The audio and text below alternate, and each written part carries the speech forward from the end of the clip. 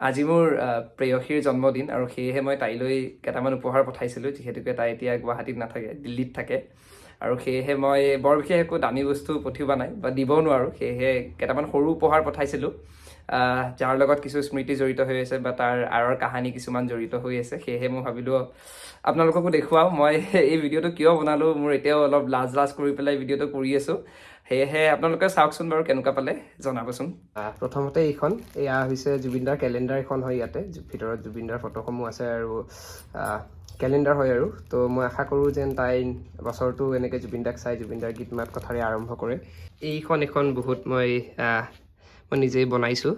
ইয়াতে জুবিনদাৰ কিছু গীত আৰু আমাৰ স্মৃতিসমূহ বুলি লিখা আছে। ইয়াতে এনেকুৱা ধৰণৰ গীতৰ লগত আমাৰ যি স্মৃতি জড়িত হৈ আছে এনেকৈ দিবলৈ চেষ্টা কৰিছোঁ আৰু ইয়াতে এখন চিঠি এখন লিখিছোঁ, এইখন আপোনালোকক নেদেখাওঁ বাৰু।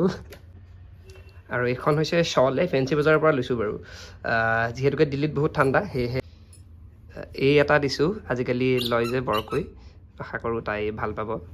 লগতে দিছোঁ এইখন, ইয়াতে জুবিনদাৰ বিভিন্ন গীত আছে, বহুকেইটা গীত আছে।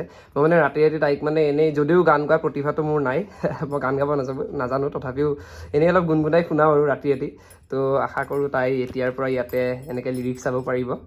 আৰু প্ৰত্যেক বছৰে মই তাইক এই কুইনৰ এই যে লয় যে এই এটা দিওঁৱেই, মানে মই তাইক কওঁ যে মই পিছলৈকে ৰজা হওঁ নহওঁ নাজানো, but you are always a queen, you are like a queen, তেনেকৈ কওঁ আৰু মই এইটো মই প্ৰত্যেক বছৰত বাৰ্থডেত দিওঁৱেই। তেনেহ'লে এই কমতে পায় এইবোৰ, 50 টকা কিবা টকা ইমান লয়। আৰু বৰ বিশেষ একো নাই বুলি ক'ব পাৰি। ইয়াতে কাপোৰ চাপোৰ কিবাকিবি আছে, লগতে বেগ এটা দিছোঁ এনেকৈ, এইটো কলেজত নিব পাৰিব তাই।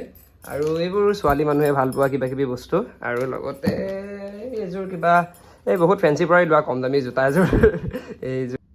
এতিয়া কুৰিয়াৰটো ভালকৈ পেকিং কৰি পঠাই দিব লাগিব। আজি হৈছে এয়া 9 তাৰিখ, তো 14 তাৰিখৰ আগত বা গৈ পায় নে নাপায় সেইটোহে মোৰ এতিয়া চিন্তা।